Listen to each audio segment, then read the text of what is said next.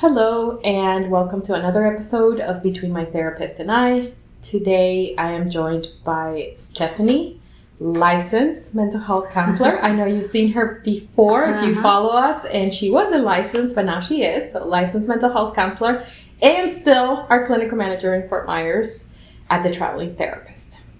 Today, we're actually going to pick up where we left off from our vlog on In Sickness and in Health, where we touched on what are some of the relationship dynamics that change whenever a person is in a relationship and they become chronically ill, whether it's with mental health illness or whether it's a physical illness. We discussed how it changes the dynamics with their partner. We discussed what happens when the person maybe loses their desire to keep helping themselves or to keep trying.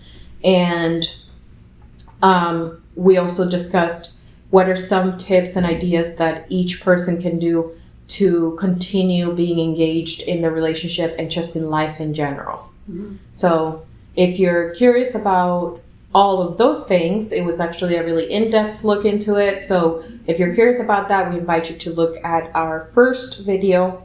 Today we're picking up on the topic of intimacy, which we did not discuss. And then we're going to move on to what happens when the condition has progressed to the point where it's closer to the end stages, to where a lot of the things like quality of life and care are compromised, and where maybe like there's very little chance of changes happening from the patient side. And so like there's even more stress on the caregiver. So this is kind of like, before we were talking about early stages, from when you get diagnosed, now we're going to be talking about late stages, where you're actually closer to end of life, and just a more serious aspect of the condition. Caretaking would be more 24/7. Yes. Yeah. Yes. So join us. I hope you like this video. As always, if you have any comments, questions, if you'd like to share your story, feel free to go ahead and put them on the comment. And if you like what we are putting out there, go ahead and hit us up for a follow or like, and we're going to jump right in. So first we're going to be talking about intimacy. Mm-hmm. And I think let's start with, how do we build intimacy? Mm-hmm. So the idea is we have two individuals who are in a relationship. One has become ill, mm-hmm. and now essentially they fall into the role of the patient, and another one is now in the role of the caregiver. Mm-hmm. What happens? What do you see from the caregiver perspective? I'll share what I see from the, what do you see from the patient perspective? I'll share what I see from the caregiver. And what happens? What are the emotional mm-hmm. changes? What are the dynamics? And how can we build on the intimacy? I mean, first, I think it's like intimacy is not just physical, like actually having sex. I think that's an important thing to establish first, is that intimacy is more than that. Yes. And that may be more important than ever in this kind of a dynamic to keep in mind. Absolutely. I think from the patient perspective, it's going to take a lot of work from both sides, but on the patient perspective, you have to consider that these, a lot of the illnesses we're talking about, like ALS, MS, that kind of stuff, comes with physical pain mm-hmm. and physical changes to the body. So that's going to rule out a lot of desire for sometimes even physical touch, like even hugging or anything like that could be painful, especially if it's like a bad day. Mm-hmm. And then medication too. That's going to change a lot of things as far as even your desire, your ability to have desire or be aroused. So that goes back again to needing to build that intimacy in other ways. Right. And then from the caregiver point of view, I definitely see where the caregiver can start to feel frustrated, mm-hmm. Neglected, and if they have a very specific love language that they've, in a very specific attachment style that they've been relying on for the last several years that they've been together, I can see how the caregiver will be challenged because now you may not be able to follow the same patterns of relationship within the relationship that you had before. Yeah, because if theirs is, let's say, acts of service, yes, the person with ALS may not physically be able to do that for them anymore. Yes. Yeah. And then also thinking about if you have had certain trauma with attachment in your earlier years or with previous relationships. Say, for example, you're anxiously attached, where you're always looking for that person to stop caring for you, to neglect you, to disown you in a way. And then you have your partner now in the role of a patient, not wanting to be touched, not wanting to be cared for in a intimate way. Not, maybe they don't even try to give you a kiss. They may not want to talk for long periods of time. They may not want to do anything. Yeah, the illness is going to make them act in a way that's actually going to reinforce your fears that cause the anxious attachment style. And even for the reverse. And insecure too. Yeah, exactly. And like even the reverse, like if it's the patient and they already have an avoidant attachment style, let's say, they're going to be even more avoidant than they were before because, again, just the nature of the illness can kind of cause that, and regardless. Yeah. And to clarify, when we talk about avoidant attachment, is if you meet someone who typically deals with stress in the relationship by closing themselves off, by walking away, by not interacting, by not wanting to figure it out, they just want it to go away, that's usually avoidant attachment. That's usually someone who is just very conflict averse. They do not want to get into emotional conversations. They don't want to express their feelings. They have a hard time expressing their feelings. It's not that they don't want to, but they just really don't know how in a way that they feel comfortable with. So that's what we're talking about when we say avoidant. And if you're someone who is in a relationship, and most relationships are like that, sort of the opposites attract situation. So if you're in a relationship like that, here's what tends to happen. The person who is mostly anxious or insecure turns into a pursuer. I'm gonna pursue. We gotta find a way to fix this. We gotta find a way to connect. We gotta find a way to take back what we had. And there's this almost like just overwhelming need to reconnect in the same way that you had before. Somehow it has to feel the same as if you guys were like right before the diagnosis or even while you were dating. So there will be this need to fix it. And then you'll most likely be with a partner who is, especially if they're chronically ill, they're going to be like, I can't give you what you need. You're overwhelming me. And more so.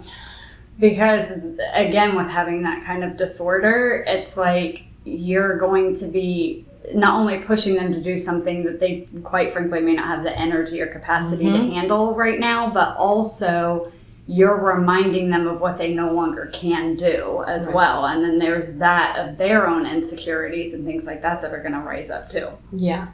And then, of course, on the other hand, like the person who is experiencing the anxiety is not feeling seen. They're not feeling loved. They're not feeling appreciated. They are feeling like I can't get what I need from anywhere. I can't get any sort of like relationship closeness. And the person might say, I'm not even talking about sex. I'm not even talking about physical. Will you like but you won't give me a hug, but you won't give me a kiss, but you won't say I love you, but you won't go out with me anymore the way we used to. We used to go to a restaurant. You don't need to be able to walk to go to a restaurant. We could use the wheelchair. You're going to feel like you've lost all connection. And it's going to be really overwhelming too. So what we're going to be giving you guys is some tips and ideas that you ideally would want to start implementing as early on as possible, understanding that the chronic illness that you might be experiencing will most likely cause a separation of intimacy. It will cause a break in the intimacy. So with that, we're also going to take into consideration that it might not be a physical illness. It might be something like depression. It might be something like dementia, where you're not going to be able to have the same level of intimacy the entire time, as if a person with, like, a person with ALS, for example, you can maintain ways of connecting relatively well for the entire duration. Yeah. But someone with dementia, you don't really get that. Right. Yeah, because the mental capacity is not there. So that kind of takes out, if you can't do the physical, then the mental, emotional's there. But if that's dementia, takes that too. So we're going to touch on several different options, several different stages, and several different ways that you can keep the intimacy as best as possible, so that the relationship is as stable as we can, as you can possibly make it. So, okay. Tip number 1. I say plan ahead. Yes. So when you get the diagnosis, like we talked about in the first video, there's stages. So you can have more intimacy in the beginning, but go ahead and plan for the later stages when that's not going to happen, and start creating habits that could be carried out in those later stages. Yes. And we did mention this in the first video. You're going to want to find yourself as many resources as you possibly can. So do your research. No, you don't have to go into a spiral of panic because you maybe learned too much much more than you need to, but you still want to do your research. And if there are support groups for the patient, aka your spouse, and if there's support groups for you, join them both. Go together, go separate, go do it all. Therapy, obviously we're therapists, we believe in what we do. And this is not medical advice, but therapy for couples is really, really positive in these stages, especially for preparing. You can build a treatment plan around what's going to be happening. The person can give you feedback. Therapists can help a lot with the person with the illness communicate what they're feeling if they have trouble, especially if they are avoidant and things like that. Then you can have, that's why couples counseling is helpful, is the counselors can not say for you, but help that communication roll along. And then also, it's always good to once in a while do some individual work, because then you can also talk about how you're feeling intimately, and how your personal past and your own attachment styles and your own trauma, what has triggered in you from what's happening. So it might trigger things like catastrophic thinking. It might trigger things like anxious thinking, all or nothing thinking, insecure thoughts, problems with self-esteem, problems with communication, all those kinds of things. So individuals good, couples is great. Finding groups is also really helpful. So that all goes back to planning ahead and getting yourself placed in the best position you can to succeed. Yeah. And again, like you said, don't overwhelm yourself, because it's not like you're going to go from diagnosis one day to final stage in 5 days. You have time to create a plan and do research and get things going. Right. Second suggestion is maintain an open mind. and try to be as realistic as possible with your expectations. There's something that I talk a lot about in videos, and that is what I like to call our social contracts, which are these expectations that we create with our partners that in situations like this where there's certain sudden changes or major changes are rattled, they are completely thrown off kilter. Have enough of an open mind to recognize that what your expectations were maybe a year ago, 5 years ago, 10 years ago, it's not happening. It's most likely not going to happen. And maybe you're the type of person that has actually been holding on to that for a while, and you've been disappointed time and time again because maybe you've been hoping that you can go back to what you had 5 years ago. Well, now it's the time to let it go. Now it's seriously the time to take a step back, look at your situation and look at your partner and think, what is my life and my future looking like as it stands starting today? What is the type of relationship that I can realistically expect to have with this person that's next to me right now in this very moment? Because if you're holding on to the past of what should have been like, what it could have been like, you will struggle so much to adapt to the current situation and to the future. You're going to waste time. What we're talking about is you want to find a way to put down those barriers and hold on to the quality of time that you have left with this person. Right. Yeah. And okay, so then talking about, let's say that the person's chronically depressed. Or they have started to develop chronic depression. It's really not that different. Because again, you're talking about time. Because most of the time people with chronic depression end up developing illnesses themselves. They're at risk of suicide. They start to isolate, they self-harm. There's a lot of risks that come into play. And again, you're talking about you want to start addressing the situation as soon as possible, building on it as soon as possible, and bringing yourself into reality in the present moment as much as you possibly can. And I think it's you have to compromise, both sides have to compromise, right? And then it's kind of as far as the depression one goes, it's the same with someone that just has chronic depression, whether they have an illness or not. It's there are going to be times that you have to push yourself. Yeah. So as far as building that intimacy, it's okay, you may be chronically depressed and not want to get out of bed. So make the compromise, get out of bed and go sit on the couch by your partner to watch your favorite show. Yeah. Or watch a movie and hold their hand or whatever. It can be little things like that. Right.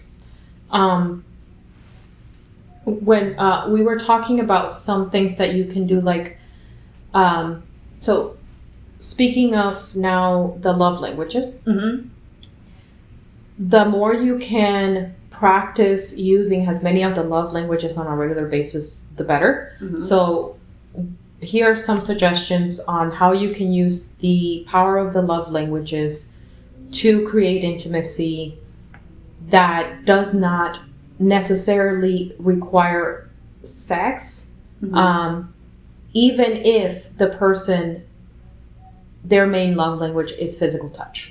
Because most of the time people think that, oh, my love language is physical touch, therefore I have to have sex every day. Yeah. Not at all. That is, yes, it may be a top priority for the person, but it is not the priority. Physical touch is very rarely connected 100% all around with sex.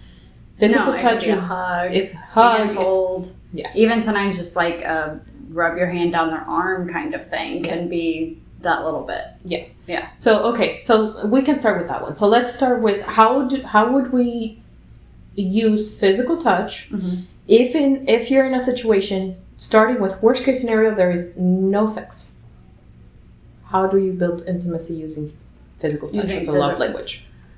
I mean, it would be as weird as it sounds, like, and I tell this to a lot of my couple clients, like, it may feel robotic in the beginning, and it doesn't have to stay this way, but like, schedule stuff in. Like, each partner needs to put a reminder even on your phone. Have you hugged your spouse today? Yes. Have you kissed your spouse today? Yes. Have, set a timer where every day for 3 minutes at a certain time, you hold hands for the entire 3 minutes. Let's set an alarm. When it goes off, you can stop holding hands. Like, it seems so, like, cold, I guess, but, like, if you don't have it and there's none of that going on, where else do you start? So, like, having those reminders, it doesn't mean it'll stay that way, but we're talking about, like, we're going to build the habit. I think, as you were talking about that, I had a bit of a light bulb moment. The first thing that goes are the little things. When you're stressed, when life starts to become a whirlwind because it's doctors after doctors after doctors, the first thing that's going to go, it's the little things. Hold on to the little things. Most people think, oh, that's ridiculous, that's stupid. No.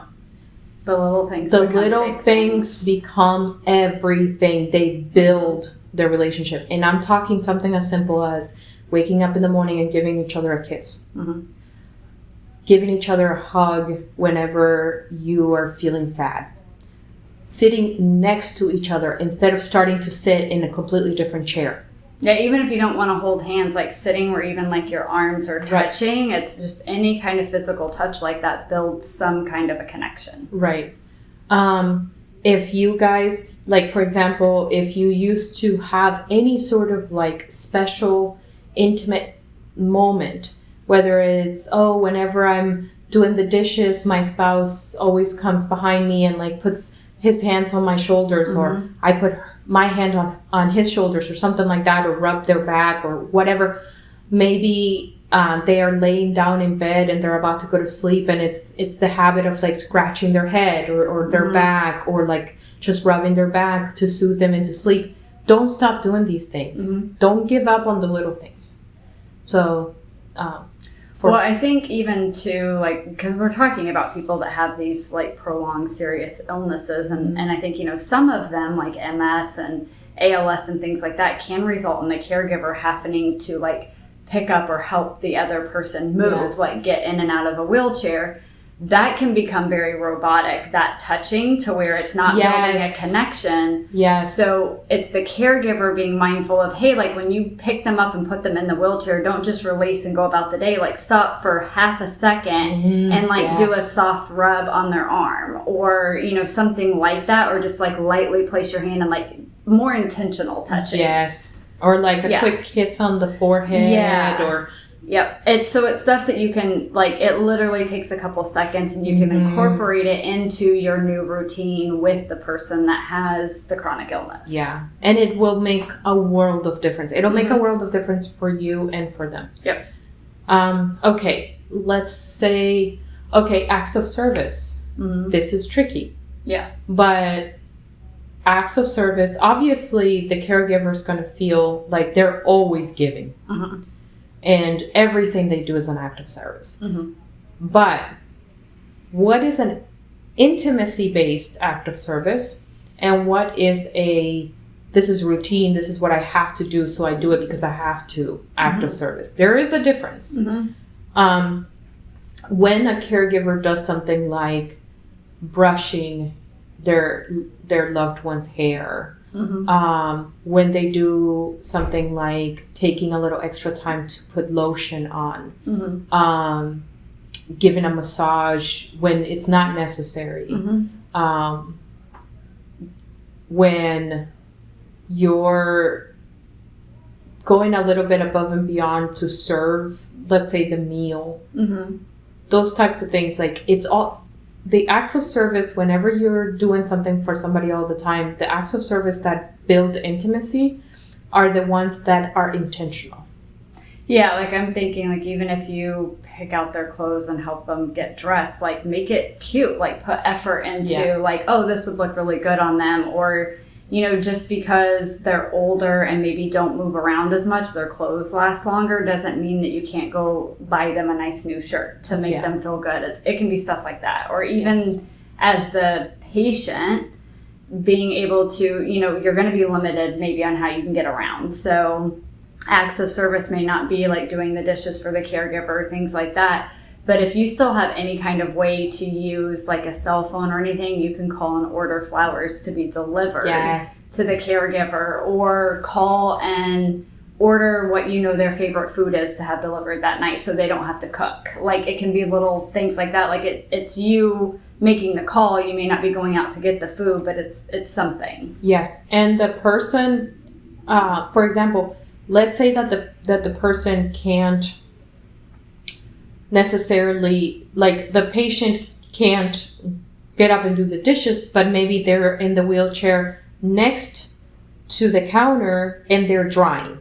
So like they're being handed the plates and drying or putting it away or something like that. Yeah, or like putting it into the dishwasher. Like they don't have to stoop as low to put it down in the dishwasher, or that kind of stuff.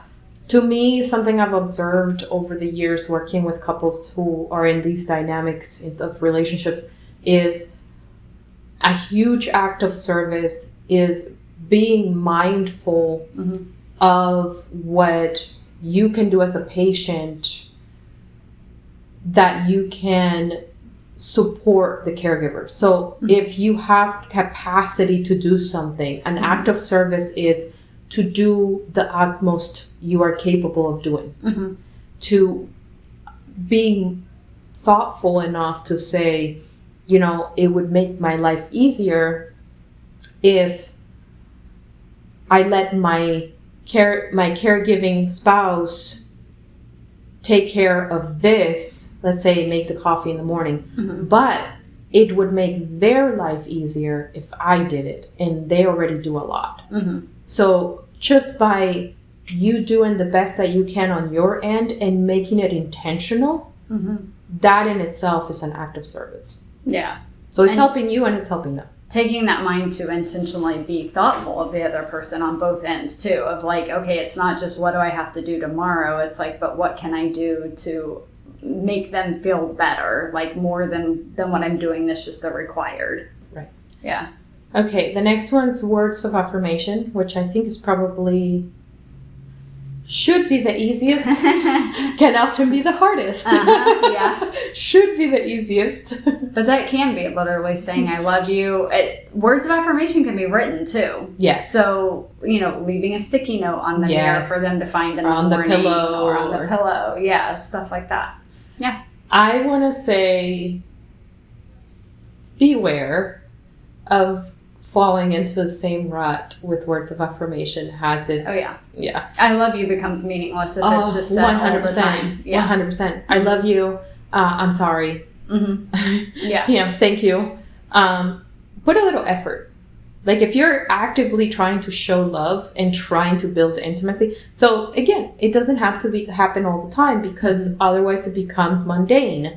So everything that falls back on intimate connections is because there is mindfulness behind it. You have actively thought, I want to show my partner something special. I want them to feel something special. So when you say something, let it be something that is appropriate to them, to the other person. Let it be something that's intentional. And let it be something that is heartfelt. I mean, it can even be like... Or write it, or... Yeah, like if your partner is always cooking meals for you, it's not just, oh, thanks for making dinner. It can be... And again, this doesn't have to be every night, but sometimes make it... Spruce it up and like, oh, thanks for making dinner. This chicken is really good. I like the garlic. Or I love the way you make chicken. Yeah, something that's specific to the meal or the person and how they make the meal, basically. Yes. I love that you love me and I can feel it in your cooking. I can taste it in your cooking. I can feel the love in this food. Yeah. Things like that. So, and if you're not a very, like, I guess, like a very expressive person, oftentimes people who are not verbally expressive are actually really good with writing. So, and if not, no problem. Look it up. Just say, call Alexa or whatever. I don't want to say it out loud. ChatGPT. Whatever. Call your AI machine on your phone, whatever, and ask, how can I say this, like something nice? What can I say to my spouse? And then write it on a sticky. Or write it on a card. Text it to them. Text it. Yeah. Yes. Text it. So, okay, those are words of affirmation. I got 3 down. Now, the 4th one is gifts. Oh, yeah, gift giving. Yeah. Yes.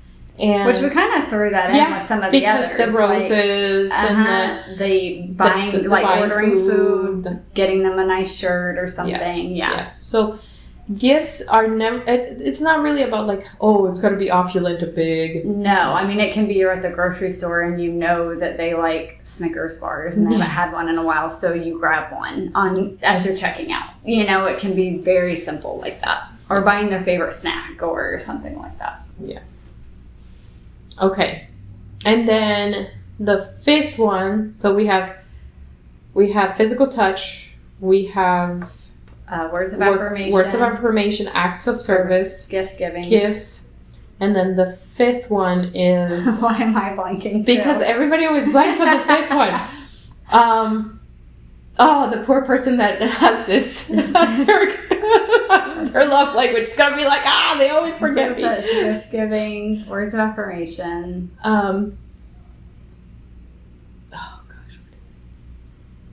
Quality time. It is so important. Okay, quality time. I can't believe we forgot that. We had to go offline for a minute. Quality time. We got it. Reset. Quality time. Which again was kind of thrown into some of the suggestions we gave too. I like the other day you were mentioning boards, game boards. Oh yeah, like the couples that are specifically designed to help you build intimacy. Couples games. And they're not all just like, you know, do this weird sex position together. That's not it. Like they have ones that are like deep questions. Yeah. To get to know each other better. So look online for like fun things. You can do Uno, you can do just fun things online that you can do that are, you can either turn off the TV and just have a board game night, you know, you grab some beverages, some snacks and do board night. You can also have like one night where you actually turn off the lights, turn on the candles, and actually have like a nice meal. It can be ordered in so that neither one of you had to worry about who's tired and who isn't. You can order in a nice meal. You can lower the lights. You can put on some nice music and just talk and just connect and just look at each other and be present with each other. Honestly, quality time more than anything starts with, to me, quality time starts with what you remove. So taking away the phone, taking away the TV. You can still have a TV date. You can have a TV date where you sit down and watch a movie and stuff like that. But don't make that every single date. Right. No, it goes back again to having to be mindful and intentional stuff. So, going and maybe having like a Sunday lunch or breakfast and making sure that there's no interruptions. So if you're able to, maybe you go out where you go and you have your breakfast time and you guys talk and you're like not stuck at home. Whenever you can leave the house to engage in your quality time, that would be good. If you can spend quality time at home too, there's a bunch of different ways like we were just mentioning. I mean, even like going to the park or something, because even someone that's in a wheelchair, you can do a nice like walk in the park with that person and you don't even have to talk. It's just that, again, quality time is just being together. Yeah. Okay, so those are our suggestions for building intimacy. And one last message on intimacy, and to be sure that it really, really emphasize this, is remember to be as humble as you possibly can. Put aside your pride, put aside the ego. Remember that both of you are on the same team. Both of you are trying your best. Even if sometimes you don't feel that way, like as long as both parties in the relationship are saying, I am going to try my best to ask myself every day, what can I do today to be just a little bit closer to my partner? What can I do to be a little bit better spouse? And don't worry about asking, well, they could be doing this, and if only they did that, and if only they said this, and if only I saw this, but I don't see any change, and I don't see... Don't worry, because if both of you are asking yourselves the same question, what can I do to improve my relationship with my spouse at least 1% every day? You're both on the same page. You're going to feel it, you're going to realize it, so you're good. So put aside the ego, put aside the pride, and just focus on that. How can I change every day a little bit to be a little closer to the person I love? And then now we're going to jump into what happens when you are at the final stages. And this is typically the individual is maybe bedbound. They might need 24-hour care. And we're going to talk in general, and intimacy will fall into that, but we're going to talk in general. And in this stages, there's usually a lot of really hard decisions that have to be made. I've mentioned before, quality of life and safety are essentially what become the defining factors. For both people. Both people. The caregiver needs to be very honest with themselves of their quality of life too at this stage. Yes. Yeah. So it tends to happen, and I've seen it where, you know how they say like the road to hell is paved with good intentions. And I know that that's kind of a harsh way to put it, but honestly it tends to happen that people will hold on till you get to the point where both of you are in serious danger. Yeah, or even like resentful. Oh, yeah. Because the caregiver emotionally broken. Yeah. And just can't stand being together anymore. When it comes to the closeness of actually a spouse-like relationship, forget it. That's done. You've officially become nothing but practically employee and employer. Yep.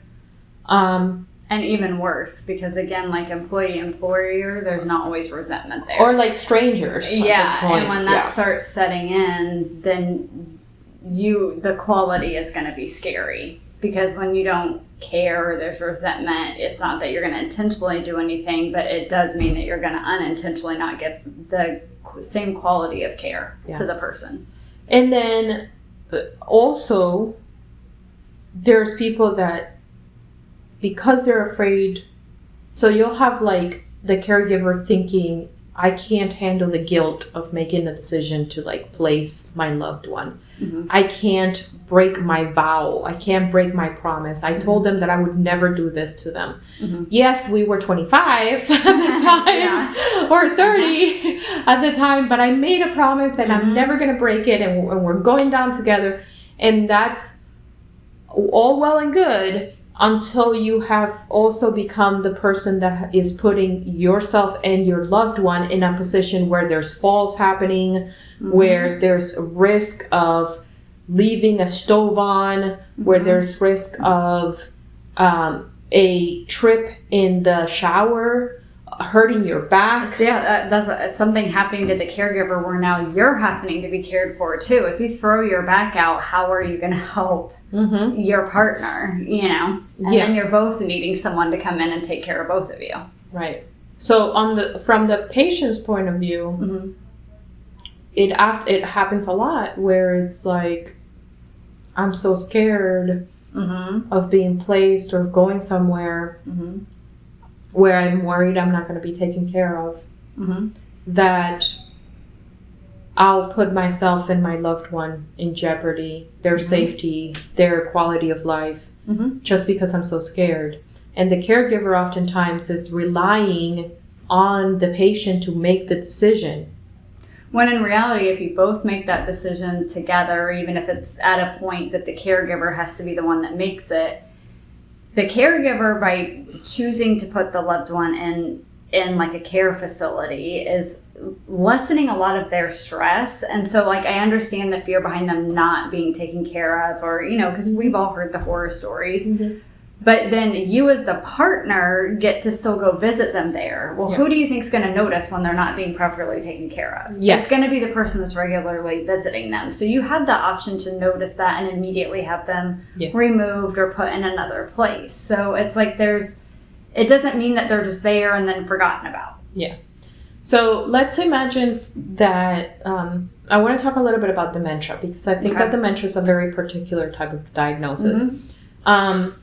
The first thing that I notice with dementia is that I will have spouses, family members, caregivers as a whole, I will have them come to me and say, should I ask my loved one their opinion on whether they should go to a facility or not? We are now talking about a stage, because we're in stage right now. You've kept them at home for as long as possible, and they are now in stage. Now we're looking at absolute quality of life and safety are our top priorities. If that person is at that point, I do not recommend that you sit them down and have that conversation. Number one, you're not going to get the answer that you're looking for. No. They're not going to reinforce your feeling of like, this is going to be okay, I'm okay with you doing this to me. No, they're not. They're in a place in their minds where they're not understanding the concept of safety. That's done. Right. So common sense and safety went out the window maybe 2 stages ago. So I'm sorry to say that is a decision that you have to make yourself. If there's an issue with family members, which sometimes there's family that wants to like bring in their opinion, which is fine, make sure that family, before the decision is made, make sure that family member has stayed with the patient for as many days as possible before they're allowed to make the decision. Because you as the caregiver are the one who has the most experience. So that's really important. Don't let it sway you that somebody who's up north, who hasn't seen your husband or your wife for 2 years, you know, and talks to them maybe once a week or once a month and hears, oh yes, everything's fine, I'm fine, we're good, everything's great, but doesn't see the hoarding, doesn't see the falls, doesn't see the fact that you're mostly bedbound, like they're mostly bedbound now, that they can barely chew, that they can barely swallow, that they, you know, they're not seeing those things. So have them come in and make an educated decision with you. Most of them, even fighting you, just offer them that before you're willing to listen to their side. And I think you'll find a lot of them won't even make that leap to come and see. Yeah, exactly. So, and then when it comes to placement, what do you want to look for? You want to look for a facility that you visit. First and foremost, do not schedule a tour first. Go into the facility without scheduling a tour. Just go into the facility and just introduce yourself to the front desk and say, a friend of mine used to live here, or a friend of mine actually, like, their mother or their daughter or son or whatever said that they did a tour of this place and they liked it, and I was wondering if I can actually come in and like take a look, and if you guys will show me the grounds. They will technically, most of the time, I know that there's people who are in admission in the building 24/7. Like there's always someone in admission, at least working hours. So you go in the daytime, you walk in, you say, I heard about this place. I don't have an appointment, but I heard about it, and today's the only day that I have time to do this. Let me go in. Take an honest look. Look at the cleanliness. Look at the cleanliness of the people walking around. Look at the cleanliness of the staff. Look at how many staff is walking around. Look at the facial expressions. Facial expressions real big on staff and clients. Yes. Staying there. Yeah. Listen to the chatter. Just as you're talking and moving around, you don't have to stop and say, hey, I want to hear. No. Just pay attention to the chatter. Yep. Trust me, that's the best way that you can do the first impression. Yep. From the ground in, from the parking lot in, and all around, that's what you're going to be paying attention. Okay, then secondly, right off the bat, if you have a habit of going and visiting, I hardly ever suggest going every day. Yeah. It does create a lot of anxiety for the person who is now living there, for the patient. It can create a lot of anxiety because they might be thinking that they're getting picked up. So maybe a couple times a week, but do it at random. Do it at random times, do it at random days. Once they're in the facility, you need to visit at all kinds of different days, different times. Make sure at least a few are a night visit, that kind of stuff. Right. Sorry, I was just going to say, that actually made me think of another important factor. Okay. When you're talking to these facilities, figure out what their rules are. Yes. Because some of them don't have visiting hours and some of them do. Yeah. And you're going to want to know when are the visiting hours. Because I know, me personally, I think I'd be bothered if I couldn't ever go in the evening. Yeah. And like be with them an hour or so before they're supposed to go to sleep, that kind of stuff. So, and that's important for the care of your person. Like, what are their rules? What kind of food do they feed them? Like, what does their medical equipment look like? Like, all that kind of stuff. Yeah. A big one too is make sure that when you do the placement, that you're letting the nursing staff and everyone involved in prescribing and managing the medication and the care, let them know what you have been doing, how you've been feeding them, what their preferences are, if they have any special diet, any special, if it's like pureed or if it's liquid or if allergies. If they have allergies, make sure that they know any sort of extra type of medication, whether it's vitamins, minerals, whether it's types of lotions, if they have allergies to certain lotions. If they have trouble taking their meds or fight on it in the way that you have found that makes it work, like crushing it up, that it has to be in chocolate pudding or it has to be in applesauce. Like, that's important stuff that even the staff should want to know because it makes their lives easier as well. Yeah. And the thing is, unfortunately, they might ask off the cuff, but they don't really, the staff usually doesn't sit and do like an in-depth interview with the caregiver. And most caregivers don't take the initiative to like jump in and say, let me tell you about my loved one and let me tell you how we've been living the last 5 years, 3 years, whatever. And you can kind of bring some of that up at admissions, and the behavior of the person that's going through the admission paperwork will tell you a lot too of whether that's a place that you want to invest in or not. Yes. Okay, so back to just the general idea of people with chronic illnesses. It's a good idea if you're not ready to do something as radical as placement. It's a good idea to consider, for example, starting to slowly introduce help into the home. You can start by having a person that just comes in and does like companionship.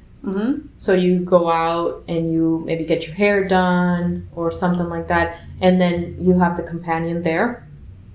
Believe it or not, for dates, it's not a bad idea to have the companion. I know that it might be like, what? Because a date is supposed to be just like one-on-one, but wouldn't it be nice if you had someone that picked up the wheelchair, put it in the car, that drove you guys, that dropped you off at the restaurant? Then you can have your dinner together and then they come and pick you guys up and puts the person in the car, puts the wheelchair away, gets you home, helps put the person into bed, settles them in. Yep.